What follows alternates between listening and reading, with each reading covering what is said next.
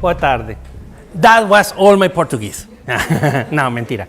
Pero no voy a poder hablar en portugués, sino en portuñol. Espero dejarme entender. Agradezco mucho la invitación de Rita, de la universidad, de estar acompañándolos esta semana aquí y en el Congreso de la AMNET, el número 20. Aquí está el fundador, el sobreviviente fundador, que es sobre... AMNET tiene un foco especial en vigilancia de enfermedades no transmisibles. Por eso es que le puse el título, ¿por qué necesitamos un lente de equidad? ¿Por qué importa un lente de equidad en la vigilancia de las enfermedades no transmisibles? Yo me atrevería a decir que más que la propia vigilancia es el monitoreo, porque no solo hay que vigilar la magnitud y la distribución del problema de las enfermedades no transmisibles, sino hay que monitorear la acción que sobre ellas se hacen para reducir el problema y reducir la distribución injusta de esos riesgos. Y tiene que ver sobre exactamente eso, la distribución de la salud. En este momento es en las Américas. Esta es una primera presentación muy informal. Vamos a ver si podemos conversar un poco sobre eso. Sobre, diríamos que las bases contextuales. ¿Por qué importa hoy más que nunca el tema de la equidad? El foco, el lente, el enfoque de desigualdades sociales en salud, desigualdades sociales en salud.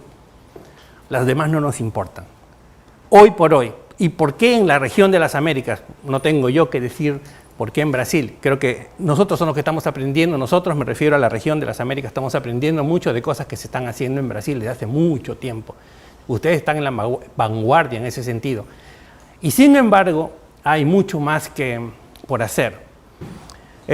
Y yo quería... Hoy voy a comenzar porque me tienen que tomar el tiempo. Hay una... Si es que nos da el tiempo, porque les digo es informal, y si no, en el Congreso vamos a tocar algunos puntos que puedas saltar. Pero hay una segunda presentación. Esta de aquí es sobre, como les digo, el contexto en las Américas. Hay algunas cosas que son importantes. Y si me dejan resumirlo, esto que voy a presentar pretende, quizás es un poco pretencioso decirlo, extraer de ustedes el sentirse ofendidos. Lo que van a ver aquí debe hacerlos sentirse ofendidos, si es que tienen sentido de justicia social. Pero después vamos a avanzar un poquito más. Hay una segunda presentación sobre cuestiones axiológicas, valorativas, conceptos fundamentales para poder entender el tema de las desigualdades. Y esto, ya lo verán en ese momento, me parece que es particularmente importante para quienes trabajan con enfermedades no transmisibles. Lo voy a dejar así medio misterioso ahora, pero van a ver que se va a hacer claro después. Y mañana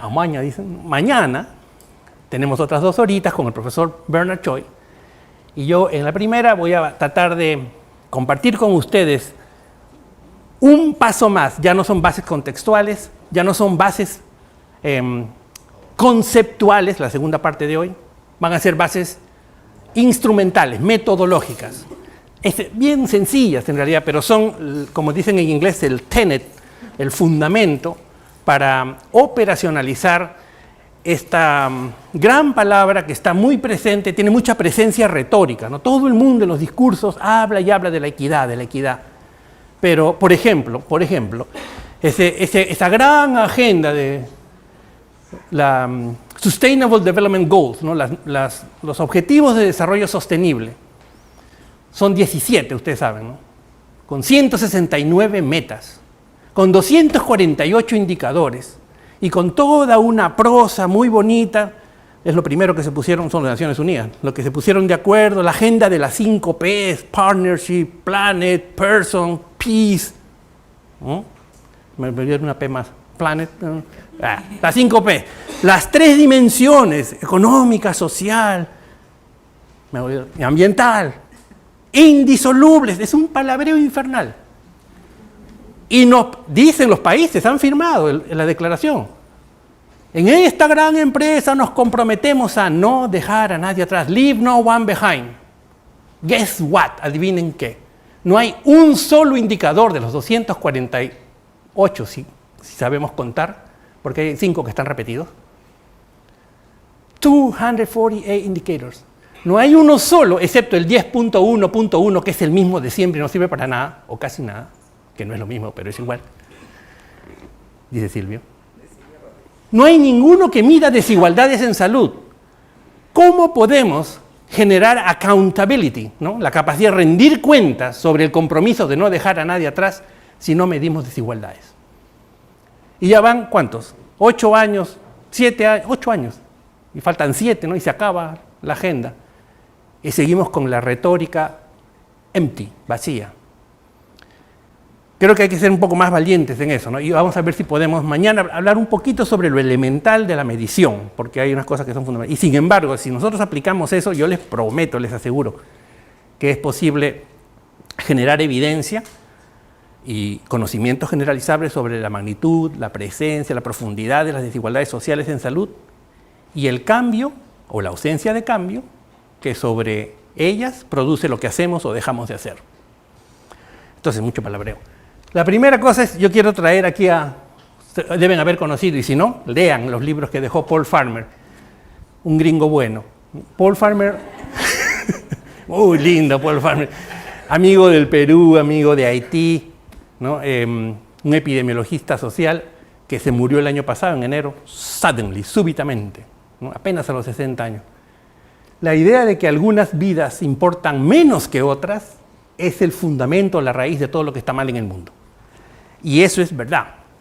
Eso es verdad. En el fondo es eso, ¿no? No tiene ni siquiera que ver con desigualdades, sino con inequidades, con injusticias. Entonces, 3 cosas vamos a tratar de tocar en unos 20 minutos. Sobre la magnitud y la persistencia de las desigualdades sociales en la salud en las Américas. Es lo que digo, es lo chocante. Sobre el origen de esas desigualdades. El origen que tiene la distribución injusta del poder. El poder, la riqueza, los recursos y el prestigio. Eso lo decía Marman, no digo yo. Y sobre las raíces históricas y sociales que tienen las inequidades en salud en las Américas, ¿no? La primera cosa que les quiero mostrar es esto, la verdadera y silente epidemia, o pandemia si quieren, mucho antes del COVID, pero mucho antes, ¿no? Somos la región más inequitativa del mundo. Sí, esa es otra frase cliché que se repite y se repite. De hecho, somos la región más inequitativa en términos de distribución del ingreso. Pero no solo medido con el índice de Gini, que es el más famoso o el más conocido, sino con el Palma Ratio. Han oído hablar de la razón de Palma. Palma es un economista chileno que trabaja en Cambridge que literalmente descubrió una singular regularidad en las distribuciones de los ingresos que maximiza la desigualdad en la razón que existe entre el 10% más rico y el 40% más pobre antes de aplicar políticas fiscales de redistribución, que por cierto son una joke, una broma en las Américas. Van a ver un gráfico sobre eso. Si ordenamos a la población, eso lo saben también ustedes, desde el más pobre hasta el más rico en las Américas, siempre trabajando en tanto por uno, no en tanto por ciento, pero podrían multiplicar 0 al 100%, desde el más pobre al más rico. Regla heurística, como montones de las que está llena la estadística, ¿no? Se ordena desde el más pobre hasta el más rico por ingreso, por wealth, por riqueza o por cualquier otra variable social o proxy de determinante social de salud, y en el eje vertical se acumula el ingreso de toda esta población. En una situación de equidistribución se dibuja una diagonal, donde para cada share o cuota poblacional le corresponde la misma share o cuota de ingreso en este caso. Cuanto más desviada esté la curva de Lorenz, 1912 si no me equivoco, de la diagonal, más alta es la magnitud de la desigualdad del ingreso. En las Américas, antes del COVID, ojo que el Gini, que es el un numerito que va entre 0 y 1, cuanto más cerca a 0, más equidad, menos desigualdad, cuanto más cerca a 1, más desigualdad. Ese numerito que resume, que captura en un solo número, ¿no? La magnitud de la desigualdad está comprendido por el área bajo la curva y la diagonal respecto de todo el triángulo, o sea, es 0.47 o 47%, que es una medida poco intuitiva, pero todo el mundo sabe que un Gini de 0.47 es inaceptablemente alto. Hay otra regla heurística, rule of thumb, como dicen los gringos, heurística, así como el P menor de 0.05. ¿Quién dijo que eso era estadísticamente? Bueno, es heurístico. Así está hecha la estadística. No se ofendan. Que dice que un Gini por encima de 0.20 necesita una acción reguladora. Y por cierto, ya verán que hay un análogo al índice de Gini que tiene que ver ya no con el ingreso, sino con la salud. En la gradiente social, porque esta es una gradiente social, ¿no? Desde el más pobre hasta el más rico. Ese se llama el índice de concentración, mañana lo veremos rapidito. Pero es ahora también, poderoso. Ese puede ir de -1 a +1, dependiendo si se concentra desproporcionadamente la desigualdad en los más pobres, en cuyo caso heurísticamente se le llama negativo, o si se concentra más en los ricos, o los que están socialmente más aventajados, en cuyo caso va a positivo. 0.47 es enorme, pero van a ver que eso no es suficiente para describir lo que pasa en las Américas. Esto es lo más interesante. A Branko Milanovic, muchas gracias. ¿Cachaza o no? No, thank you. Yo necesito cachaza con esta audiencia. ¿Cómo está, profesor? Branko Milanovic tuvo una idea de esas que a veces uno empieza a leer y dice, ¿cómo no se me ocurrió a mí? Si es tan fácil. Él trabajaba en el Banco Mundial. Branko Milanovic es una de las, posiblemente la autoridad más reconocida, el experto más conocido en distribución del ingreso. Ahora está en la Universidad de Columbia y él dirige el que se llama el estudio de Luxemburgo, que no tiene nada que ver con Luxemburgo, sino así se llama, de distribución del ingreso. A Branko se le ocurrió, estando en el Banco Mundial, juntar todas las encuestas de hogares, de ingreso, de distribución de ingreso, que el Banco Mundial promueve u obliga a todos los países a hacer periódicamente.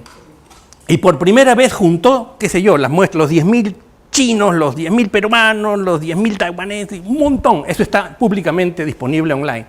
Alrededor de 1988 fue su primera ronda. Después 1993, alrededor del 2000, ya va en la quinta ronda. Y para cada una de ellas ha publicado un libro, por cierto.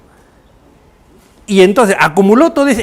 Es como si fuera una encuesta de todos los terrícolas del mundo. Pero es una encuesta que tiene la desventaja de no poder capturar los extremos de la distribución. Nunca captura a los más pobres, ni a los más ricos, por una serie de razones. Pero aún así, ahí está. Y lo juntó todo en una sola gran encuesta y lo ordenó, como hacen todos los economistas. Ordenan del más pobre al que tiene menos ingresos al que tiene más rico. Y eso lo puso en el eje vertical, miren, de 0 a 100% en este caso, en percentiles de distribución mundial del ingreso. Aquí está el 0 del mundo, el más pobre del mundo. Y en ese 100%, el más rico del mundo, es un acumulado. Y contra esa escala global, él comparó la distribución nacional en percentiles. Y ustedes ven este tipo de gráficas, que se llaman las curvas de Milanovic, también más sofisticadamente llamada concepto número 3 de desigualdad. Las curvas de Milanovic. Y esto es realmente indignante, ¿no? Por ejemplo, Canadá, vieron ustedes aquí arriba, los 100 percentiles de la distribución del ingreso a Canadá tiene esta forma. O sea que los ciudadanos canadienses más ricos no tienen nada que envidiarle a los más ricos del mundo. Son los más ricos, miren, están en el percentil 100. Y los ciudadanos canadienses más pobres del mundo no están tan profundamente pobres. Están de hecho en el percentil 57 de pobreza mundial. Aún así, si nosotros somos canadienses viviendo en esta colita, tenemos todo el derecho de reclamar, porque se supone que hay lo que se llama el contrato social, ¿no? Y el gobierno tiene que asegurar las mismas oportunidades para que todos los ciudadanos tengan, miren lo que pasa con Canadá, las mismas condiciones. Si excluimos a ese más o menos 15% más pobre canadiense, el resto de ese país está en el quintil más rico del mundo, 80% para arriba, impresionante. Tienen otro país como la India rural, 850 millones de personas, que ni el 1% más pobre llega a ser más rico que el 1% más pobre canadiense. Y de hecho, 80% de esta población, que es más que toda América Latina, vive en el quintil, 20% más pobre del mundo mundial. Pobres de verdad. Y lo característico, desafortunadamente, aunque no es mala fortuna, ¿no? Nosotros la provocamos, los seres humanos. Esto no es castigo divino ni nada. Pero lo desgraciado en nuestra región es que son solo los países de América Latina los que tienen bajo sus mismos contratos sociales a los más ricos del mundo y los más pobres del mundo. Miren Brasil. Esto es alrededor del 2000, no está acá, en otra gráfica. Alrededor de 2012. Branko Milanovic hizo estas curvas para la OPS, que salieron publicadas en ese librito que cada 5 años saca la OPS, que se llama Salud en las Américas, del 2017. Y Perú, Venezuela, Argentina, y hay más curvas, todas son igualitas. Costa Rica muy parecida a la de Argentina, Chile muy parecida a la de Venezuela. De hecho, con justa razón, Branko Milanovic, eso después lo veremos, se ha preocupado especialmente el caso de Perú, de Colombia y de Brasil. O debería decir de Brasil, ya vamos a hablar sobre esto, porque ha habido un cambio notorio en esa curva que después se ha desaparecido. Ya se imagina, pero lo vamos a ver más tarde.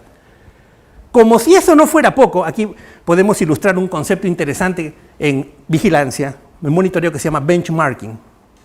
No necesariamente estamos diciendo que nos gustaría ser como el 1% más pobre canadiense, pero si nos anclamos en el 1% más pobre canadiense y trazamos imaginariamente una línea horizontal por ese 1%, vamos a ver que, como si esto no fuese suficiente de indignante, mientras que Argentina tiene 20% de su población viviendo en un más pobre que el 1% canadiense, Brasil tiene casi el 50% de su gente viviendo más pobre que ese benchmark. Entonces es muy fuerte la desigualdad y eso no está presente en prácticamente ningún otro país del mundo, ni siquiera Europa oriental, Eastern Europe. Eso es made in Latin America. La curva de Estados Unidos, curiosamente, a ese nivel de desagregación, es como la de Canadá. Pero si Branko Milanovic ha separado los estados demócratas de los estados republicanos, vieran ustedes la diferencia que hay. O el sur del norte, de los estados del sur, de los estados del norte. Es impresionante, ¿no? Esa desigualdad profunda del ingreso tiene... miren esto es lo que les decía, esto salió el PNUD en el año 2021, el Informe Regional de las Américas. Cada una de estas puntitos son dos, no es uno, son dos. Uno azul y uno rojo, que muestra el Gini, o sea, esa medida de la desigualdad del ingreso. Aquí está la escala del Gini. Y ahí, ¿dónde está la...? Acá está. El oscurito es el Gini, o sea, la desigualdad del ingreso antes de la aplicación de los impuestos y la transferencia. Y este es el Gini después de las transferencias. Y apenas se pueden ver esos dos puntos, ¿no? Entonces, esas políticas en Perú, mire, no funciona nada. ¿Cuánto estaba? Estaba en 47 antes. ¿Y cuánto está después? En 47. ¿Para qué sirve la política de redistribución fiscal? En fin, y así sucesivamente, ¿ah? Miren. Bueno, Brasil un poquito se nota acá. Esto es muy reciente. Estados Unidos, Europa, los otros no latinoamericanos. Es decir, es una situación prácticamente crónica sobre la que se hace muy poco, que no influye, no condiciona, determina las desigualdades en salud. Y esa es la moraleja de la historia, ¿no? Las desigualdades sociales son las que le dan forma a las desigualdades en salud. Eso lo descubrió también Michael Marmot, 35 años con sus estudios de Whitehall, para encontrar lo que él llama la gradiente de salud, que la gradiente de salud es una reproducción de la gradiente social. Cuanto más desigual sea la sociedad, con arreglo a alguna variable social, más desigual va a ser más desigual va a ser la distribución de la salud. Un ejemplo es bien triste esto, es de los objetivos de desarrollo del milenio, que ya Naciones Unidas no quiere acordarse. Pero los países suscribieron esos objetivos del 2000 al 2015, no sé por qué, pero firman todo en el 2000 y las metas las anclan 10 años pasados, ya no se puede hacer nada en el pasado, ¿no? Desde el año 90 que tu mortalidad materna baje 3/4. Si la tenías en 150, que se quede en... No, si la tenías en 200, que se quede en 50. Bien agresivo. 200 en el año 2000. En el 1990, que se cambia al 2015, quede un cuarto. Y 1/3 en la mortalidad infantil, y que la tuberculosis, la incidencia, se cambie de dirección, curve de índice, es así de ambiguo. Esas son las 3 metas de salud de los 8 objetivos de desarrollo del milenio. Y miren lo que pasó. Más o menos, en las Américas estaba en 100 la mortalidad materna, se redujo a 50. ¡Wow! La mitad. ¡Ey! Pero la meta era 3/4, o sea, no se cumplió. Pero como bajar a la mitad en 15 años la mortalidad materna es un tremendo esfuerzo, se celebró con muchos aplausos. Y esto estaba en 45, bajó a 15, ¡yeah! Conseguimos la meta, las Américas. Y esto estaba en 56 y bajó a 28. ¡Wow! Perfecto, conseguimos la meta. La celebración fue que, a diferencia de las otras regiones del mundo, la región de las Américas cumplió prácticamente con todos los objetivos de desarrollo del milenio relacionados a salud. Se acabó. ¡Bravo! Pasamos la página, vamos a los objetivos de desarrollo sostenible. No hemos cumplido ni con los 8 y ya queremos 17 nuevos. Ahora miren eso. Esto, lo que les voy a mostrar... Están grabando. La OPC no quiso que se publique hasta 2 años después. De la muerte materna, de la muerte en menores de 5 años y de los casos incidentes de tuberculosis. En la gradiente de países constituidos por el índice de desarrollo humano, desde el que tiene menos desarrollo humano, que es una combinación, ¿saben? ¿No? Ingreso, educación, esperanza de vida, al que están con mayor desarrollo sostenible. Cada una de estas 3 gráficas no tienen una, tiene 3 curvas. La de 1990, la del 2000 y la de 2015. ¿Y qué vemos? Vemos una sola curva. ¿Por qué vemos una sola curva? Porque no modificamos nada en 25 años. El 20% de países con menos desarrollo humano sigue concentrando la mitad de las muertes maternas. Y más de 40% de las muertes menores de 5 años y más de la mitad de los casos de tuberculosis. Entonces, si vemos por el lado de la desigualdad, que además, dicho sea de paso, los ODM también decían en la retórica, en el discurso, que era una agenda inconclusa, ¿no? Era un llamado a concluir esa agenda que no habíamos terminado. Estas cosas no podían seguir estando en las Américas ni distribuyéndose desigualmente. Pues no hicimos nada. No hicimos nada. Y ni siquiera, no es por ignorancia, es porque hay poderes que no quieren que cambiemos el status quo.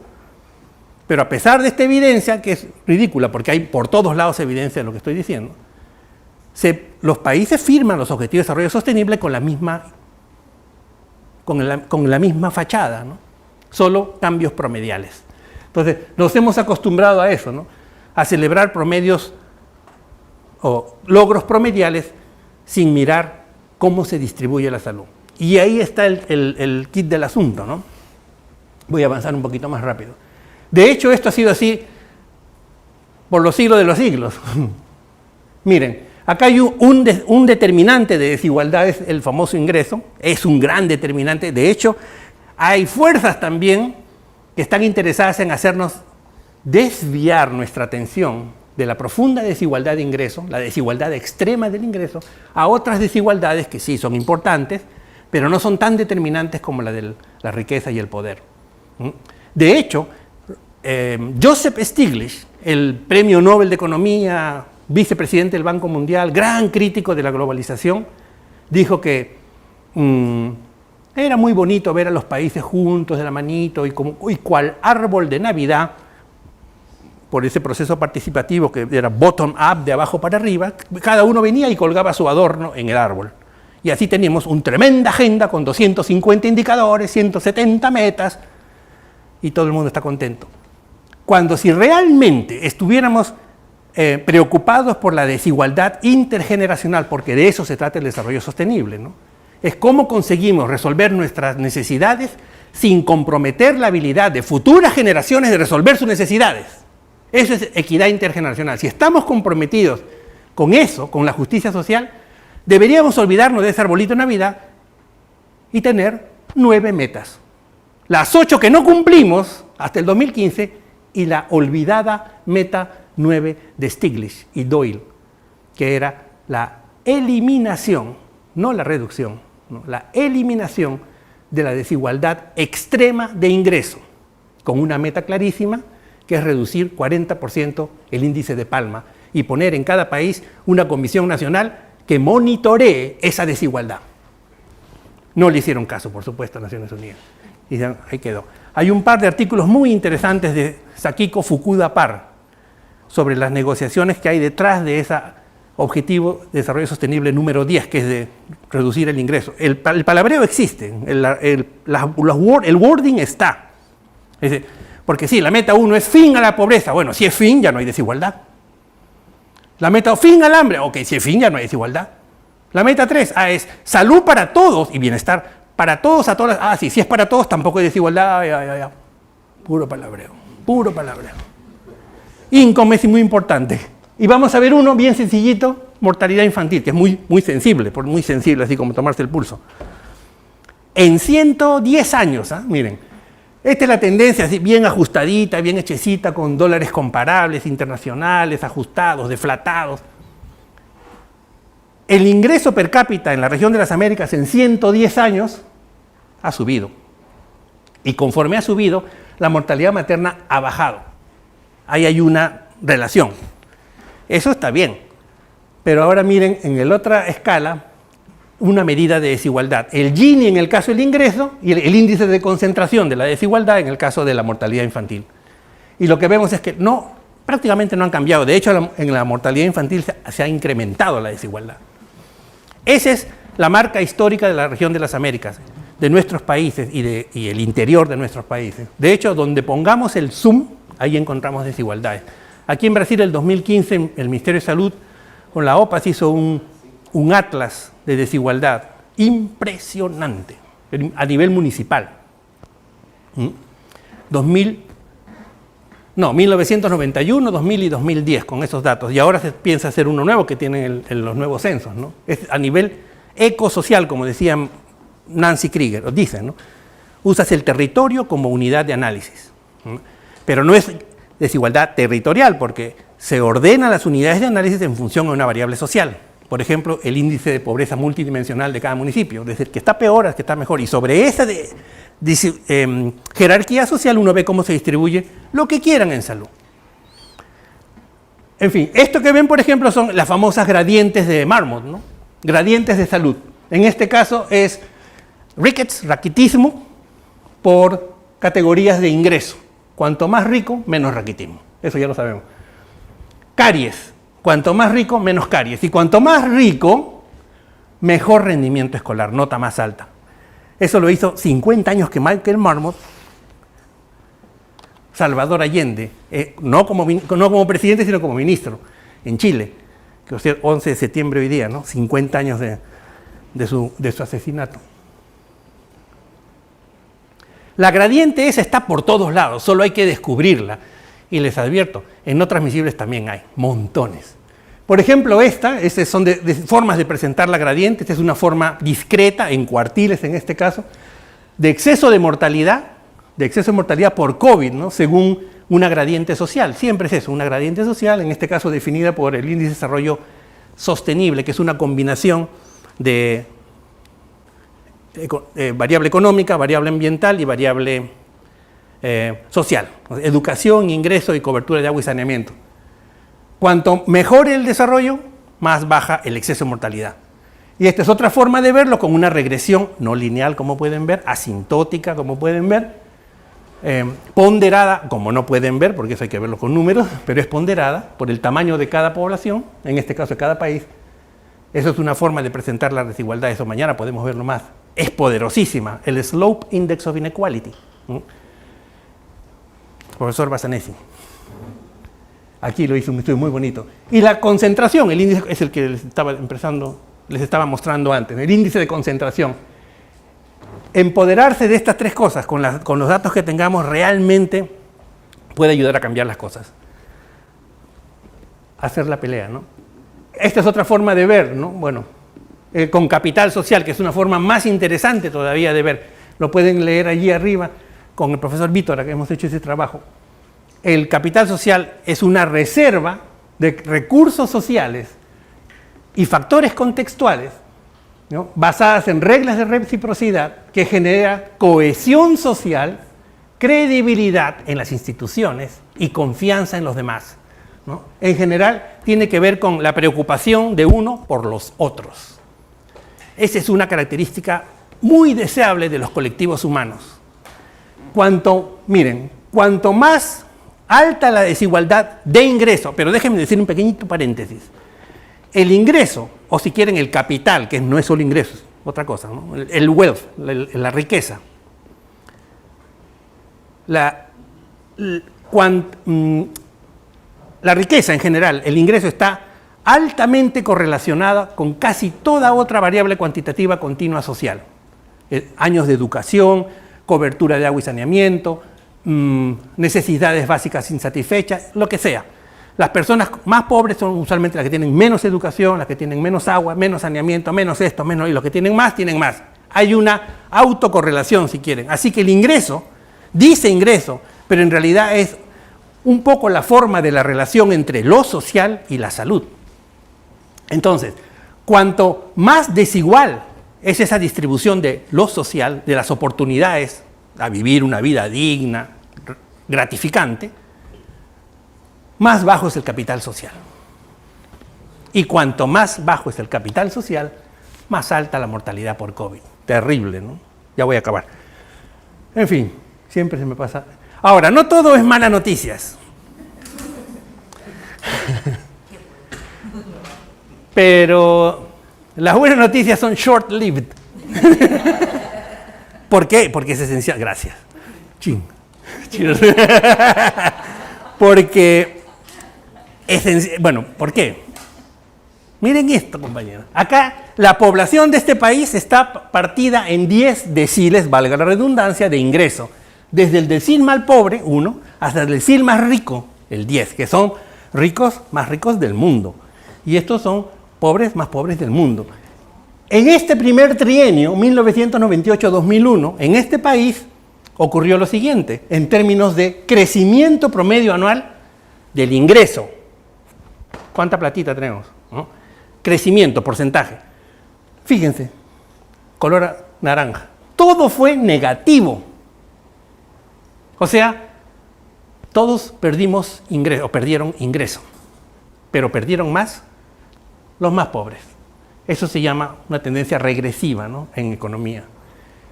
En el periodo 2001-2004, el azul oscuro, miren lo que pasó acá. Los que eran más ricos siguieron perdiendo ingresos. Y cuanto más rico eras, más te mordemos. Más perdieron. Y los más pobres tuvieron crecimiento positivo. Cuanto más pobre, más creciste y más creciste. Y el tercer periodo, 2004-2007, todo belleza. Todos crecieron, Celestito, todos. Y crecieron bien. 7, 6, 5, 8, 9, 10%. Pero siempre con un acento progresivo.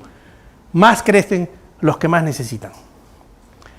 Si es que esto es importante para la salud, si esta cuestión realmente es un palabreo más, determina el riesgo de morir o el riesgo de vivir y todo lo demás, esto debería tener un correlato temporal, seguramente con algo de lag time, lo que sea, en la salud.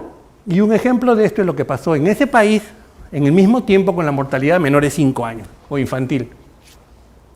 Estaba en 39, 40 en el primer periodo, bajó a 28, bajó a 20, mismo periodo. Y la brecha, que es una medida muy sencilla, absoluta, de restar una simple diferencia aritmética, operación de primaria, de la tasa de mortalidad infantil en el decil, en este caso en el quintil más pobre respecto al quintil más rico, que estaba en más que el promedio, 52 muertes en exceso, menores de 1 año, entre el quintil más pobre y el quintil más rico, debido a la desigualdad profunda social. Eso se redujo, no se eliminó, pero quedó en 22, más de la mitad. O sea que la gradiente de salud, el Slope Index of Inequality, se horizontalizó hacia abajo, como dice Margaret Whitehead, ¿no? Leveling down. Si fuera cobertura, leveling up. pero aquí es leveling down. Eso es exactamente lo que queremos ver. ¿Saben dónde fue eso? Aquí, en Brasil. Ese fue Lula. Miren. Eso fue Lula. Y todas las circunstancias que alrededor de eso se dieron para que políticamente exista. Mañana o más tarde, no sé. Vamos a ver todos estos dibujitos que en realidad son formas de entender qué relación tiene que haber entre la desigualdad del ingreso y la desigualdad en salud, o entre el ingreso y la salud. ¿Cómo lo entendemos? Son los determinantes sociales, como quieran llamarlos, hay montones. Hasta este muy lindo de una tribu amazónica del Perú. Precioso es. Hay un paper sobre eso muy bonito, basado en el bienestar del otro. Solidaridad, ¿no? Entre los que menos tienen.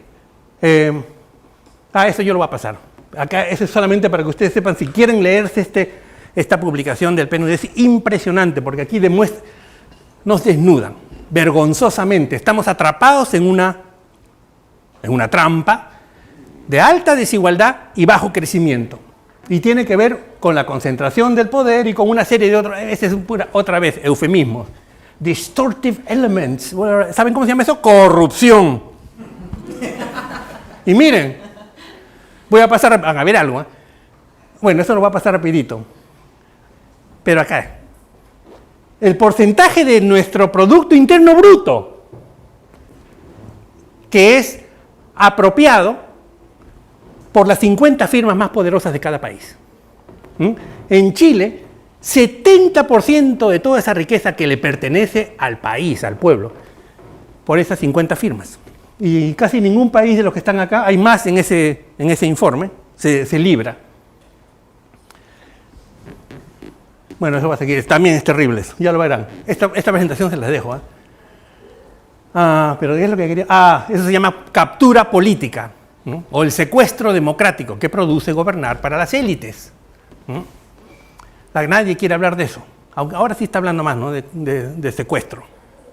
Pero eso es lo que está pasando en las Américas. Ese trabajo es muy bonito. Hay una encuesta grande de percepción de desigualdad, percepción de corrupción que hay en las Américas. En una palabra, la gente, no importa si seas pobre o seas rica, todos perciben que la desigualdad es nociva. Incluso el quintil más rico. Y no hay diferencia, miren ustedes, entre la percepción objetiva, la percibida misma y la deseada, prácticamente todos. Y otras cosas más que tienen que ver con eso. No es un problema de que no entendamos la realidad. Ese no es el problema. Uy, acá también, miren lo que dicen acá. Esta es una encuesta grande que se ha hecho a nivel de las Américas, ¿no?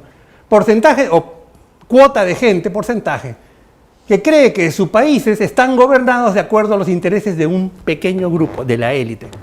Todos por encima de 50, excepto El Salvador, que está salvado con su con su Bukele. Esto lo voy a pasar. Esto es lo que quería que vean. Gradientes en mortalidad menor de 5 años, en mortalidad materna, en cobertura universal de salud a nivel mundial, no es las Américas, a nivel mundial, según grado de corrupción percibida, ¿no? Esta Amnistía Internacional tiene un índice muy robusto de percepción de corrupción. Ese es nuestro problema. Bueno, uno de nuestros grandes problemas, ¿no? Y bueno, este es un comercial que no lo voy a dar. Así que ya no quiero hablar más, me he pasado del tiempo. Yo quiero que ustedes hablen. Oriel Solar, eso sí debo decirlo. La OPS ahora ha cambiado con Jarbas, nuestro director, Jarbas Barbosa. Él ha creado un departamento, la OPS está dividida en departamentos, y apenas hay 5. Yo estoy en el departamento, suena muy pomposo, Evidencia e Inteligencia para la Acción en Salud, la parte más cuantifrénica si quieren. Pero hay un departamento grandazo nuevo que ha creado él, que se llama Departamento de Determinantes Sociales y Ambientales para la Equidad en Salud. En ese departamento se han jalado, la hemos traído a Oriel Solar, que en el mundo de los determinantes sociales es como Neymar, o como Messi, no igual de pomposo, ¿no? Pero Oriel fue la mastermind detrás de la cual La Comisión de Determinantes Sociales de la Salud de la OMS estableció su framework, su marco conceptual. Pero ella nos da un acento especial en no solamente identificar lo que llamamos, ahora está de moda también la palabrita, the most vulnerable, o las poblaciones que viven en situaciones de vulnerabilidad, sino en encontrar las causas de esas desigualdades o de esas injusticias, ¿no? Eso después lo vamos a hablar. Y esta es una iniciativa que ahora nosotros estamos trabajando en colaboración con la oficina de la OMS en Europa, que nos llevan años luz, ¿no? Pero ellos tienen a 51 de sus 53 países, tienen estandarizadas 3 encuestas y han establecido un plan muy interesante, muy completo, muy ambicioso, de tomarle el pulso a los cambios que se producen para mejorar la equidad. En Europa están preocupados por la equidad, y no solo la absoluta, sino la relativa. Tiene que ver esencialmente con 3 grandes componentes. El monitoreo del estado de la salud y sus tendencias en todo lo que se puedan imaginar. Son más de 70 indicadores de transmisibles, violencia, salud mental, no transmisible, todo. Pero que se concentran esencialmente en 3 dimensiones: el well-being, el bienestar, la morbilidad y la mortalidad, y 3 grandes indicadores de impacto. La autopercepción de salud general, la autopercepción de salud mental y el grado de satisfacción con la vida. Miren ese nivel. Y después ellos han identificado 5 condiciones subyacentes para la vida digna. 2 años de trabajo, ¿eh? Con los ministerios, con los centros de investigación. Hay un montón de bibliografía. Eso ni siquiera es la OMS Europa, es una oficina que tienen en Venecia, que es la oficina descentralizada de inversión para la salud. Chris Brown, una británica que trabaja mucho eso. Esas 5 condiciones son las que están acá. Servicios de salud, con todo lo que eso significa. Seguridad de ingreso y protección social. Ellos están hablando de un Basic Universal Income, ¿no? Preservando la dignidad. Condiciones de vida, capital humano y capital social, y condiciones de trabajo y empleo. Ahí está cubierto lo mínimo indispensable.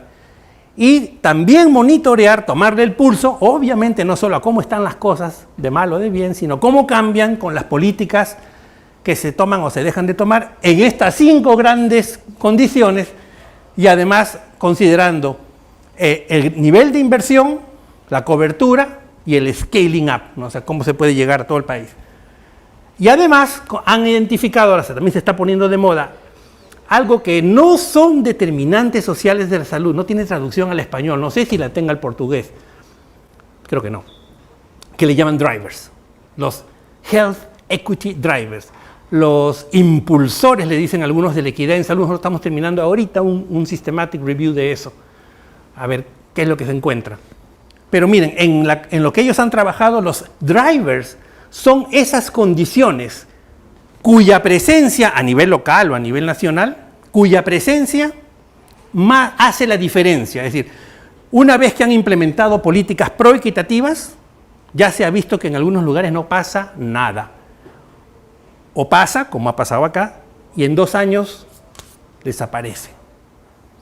¿Cuáles son esas fuerzas motrices que catalizan el cambio? Una reunión para discutir en las Américas del tema de los social drivers, health equity drivers.